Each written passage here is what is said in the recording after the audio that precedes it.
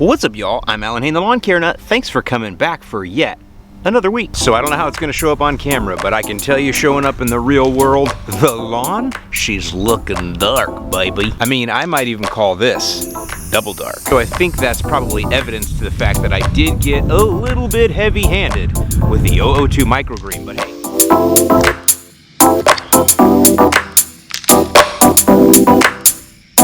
But I mean, you do remember the name of this channel, right?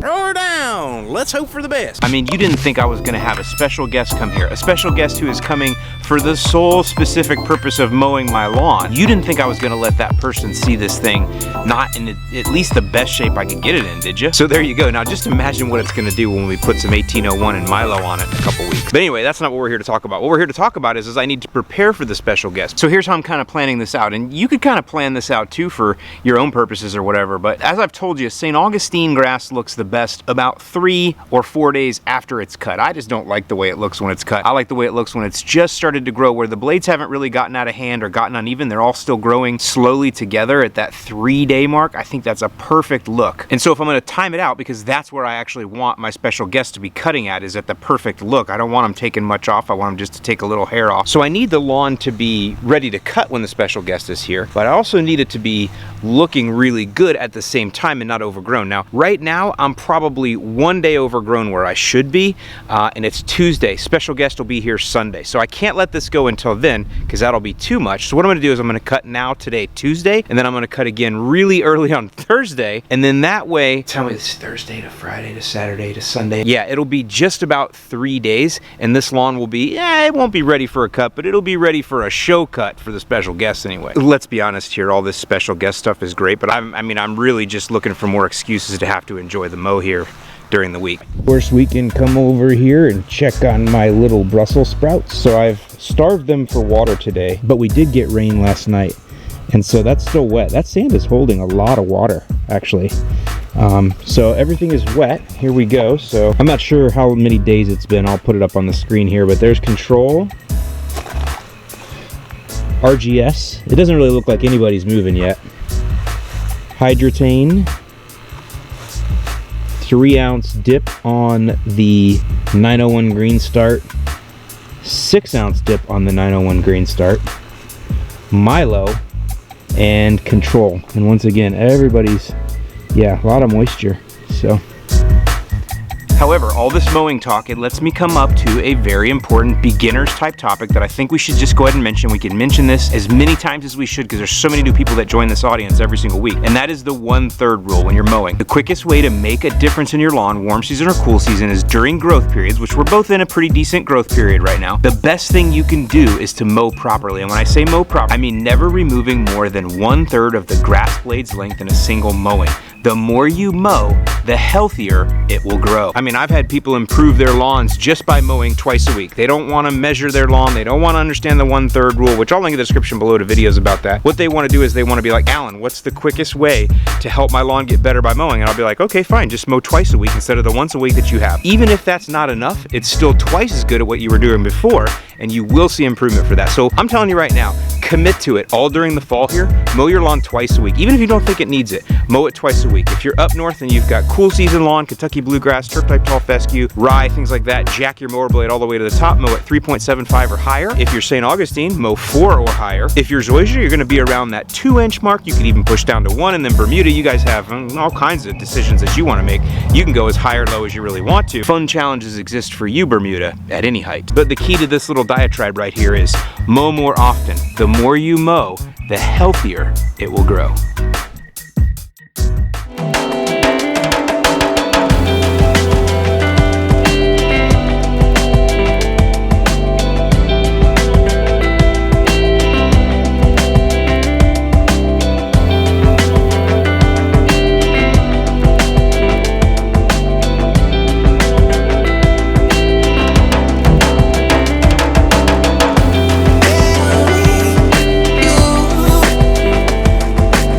There's a breeze coming in. It's a perfect time right now. I mean, I'm just about to enjoy the mow. You know, you get everything set up. I'm already edged. I'm already weed whacked. I'm already blown. Fresh sharp blade. I'm ready to go in and mow right now. There's beautiful breeze coming through.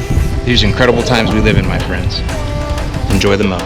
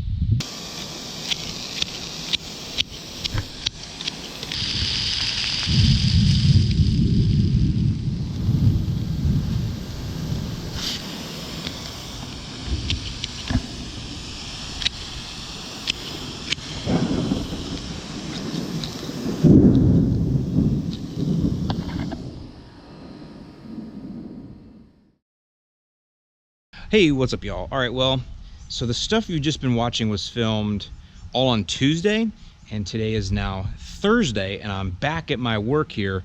Got to go ahead and get some things finished up here for my special guest. And the first thing that I need to do, though, is something that all of you Floridians with St. Augustine grass need to do, and probably most of you who live anywhere in an area where it rains a lot, you are definitely going to need to do this. You don't want to ignore what's going on with your lawn. All right, so it's time for the annual cleaning, trimming, and digging out of the heads.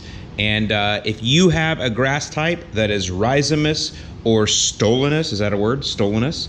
You will definitely know that this is important because the rhizomes and stolons will overtake your irrigation heads and make it so that they don't cover properly. So here's the tools of the trade. I'll link below to these. I got these on Amazon, super cheap. I can't remember what the brand name is, but these stay nice and sharp, even going down into the sand, everything, and they just, good action. They work really nicely. It's almost like cutting an unruly beard.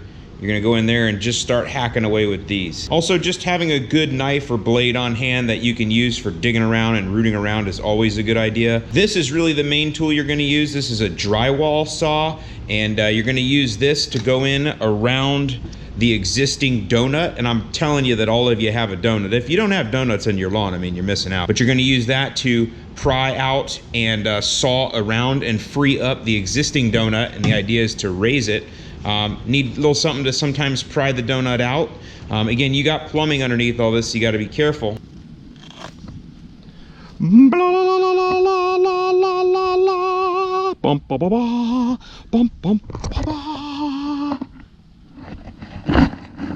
You'll also need some sand, of course, because that's what we're going to use to raise the donut if needed and level the donut if needed. And keep in mind, this strategy assumes that you don't need to raise any heads. If you do come across one that needs to be raised, then this is out for right now. You'll need to raise the head. You'll need to go into your spare parts area or whatever. But either way, little simple green. This will not harm the lawn. I mean, I don't want you to hose it on the lawn, but you know, putting it on and using it to clean your donut. I really do like to have clean donuts in the lawn.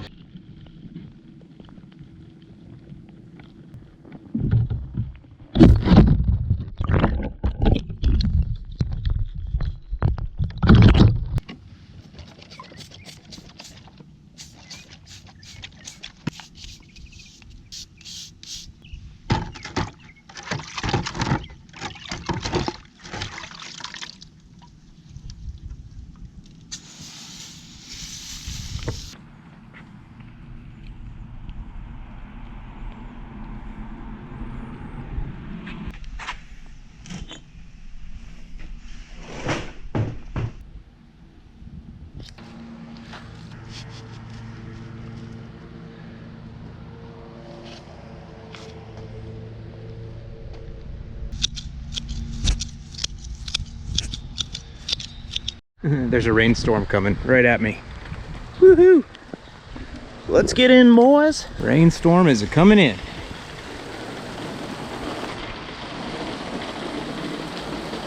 Well, as you can see, this is going to be a pretty hardcore rain out. I don't think I'm going to get to do my second mow, so that means the special guest is going to have to mow one day overgrown.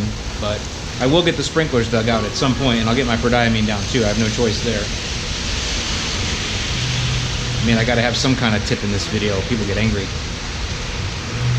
Also, if you want to know why do I wear my sunglasses when it's raining out and there's no sun, it's because I have Dog the Bounty Hunter eyes. Okay, so it's like 6 o'clock in the evening now. The rain stopped, things have dried up. It's a little late though, so I'm not gonna be able to cut.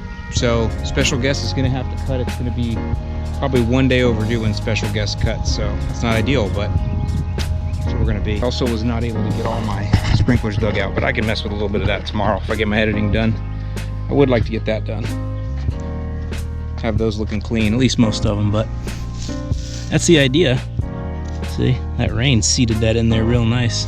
I just gotta keep it cleaned out with a weed whacker. So one thing though I can get done here that I do need to get done is my Pre-Emergent. It did rain here, but I have good slope, everything, so this is drained fine. I don't have any standing water or anything. So can you apply after rain? Yes, as long as it's not, there's no standing water, the ground's not saturated, and definitely not in a pouring rain. So we're good, it's not gonna rain now. So again, for a while. So I'm gonna go ahead and put down the Dithiopyr, which is also called Dimension. You could also use Pre-Diamine, links in the description below to both. But I'm gonna do Dithiopyr or Dimension right now. So let's go talk about that real quick, and then we'll get this put down, and then we'll get it watered in. All right, so the first thing you're gonna see is I've got a Brindley spreader here, and I was gonna go ahead and just wing it without ever using it, which typically I can do, but either way, I'm looking for an alternative that I can offer you guys to the Earthway, because the Earthway oftentimes sells out. It's a great product. I still 100% endorse it, love it. It's still my daily driver, but I needed something that was also available to homeowners. This Brindley is also available at like big box stores and stuff, so they are related to Spiker, and I asked them to send me one so I could check it out and review it. And I was gonna go ahead and use it here and just eyeball it and wing it, which I'm usually pretty good at doing, even with a product like Dimension. I don't recommend that you do that.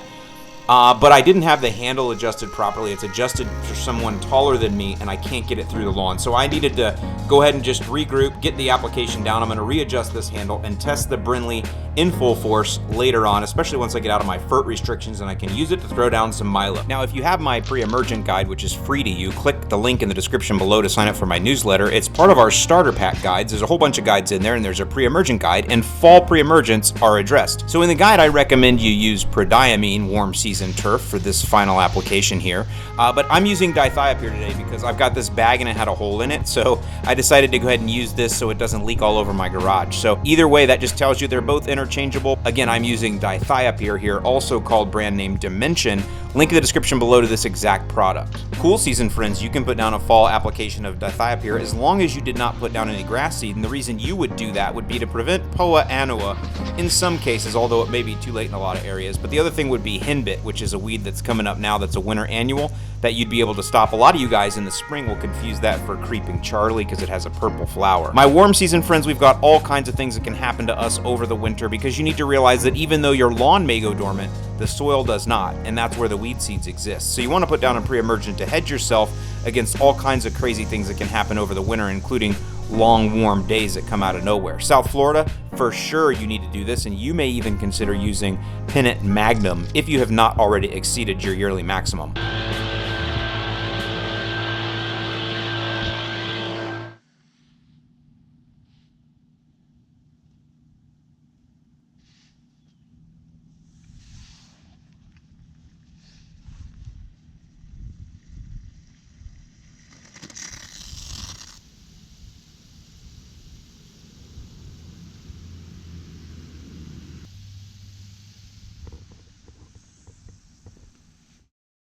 Well, hello there, lawn care nuts, and good morning. Today is Saturday. Today is the day when the special guest arrives. In fact, I'm going to pick up the special guest at the airport later this afternoon. So right now it's pretty much all over but the crying. I mean, I can't do anything more to make this place look any better for the special guest. One other thing though that did come up, and I didn't plan this, I just got lucky, and what you're gonna find is in the world of being a lawn care nut that there is a lot of times when you're gonna get lucky. And in fact, if you look at a beautiful lawn, a nice lawn, 90% of that is hard work and 10% is luck. And today, I've gotten all 10 of the 10% because I am the uncut man.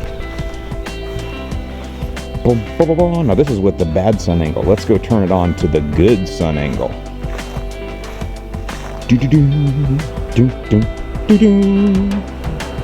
Oh yeah, brother. I'm actually gonna take one final pass too with the torch, because I've got a few weeds in the beds here. It's one of those things. I mean, if we get rain tonight, there'll be more weeds tomorrow. I can never always be 100% on top of that, but I am gonna take one more shot at that and get those cleaned up. And since we're here, we might as well get an update on my little Brussels sprouts. I'll put what number day it is or whatever. It's early in the morning here, so it's not super hot yet, but there you go. So there is control. We did get rain last night. Yeah, so everything is wet. There's RGS. I am noticing a little bit more beef in some of these now. Hydrotane, Green Start, that one definitely looks like it's starting to move to me. This Green Start looks like it's starting to move as well. Milo. Now I've noticed the Milo one is starting to struggle. I'm not really sure what's going on there. Looks good out in here, but this in here, I don't know. See that?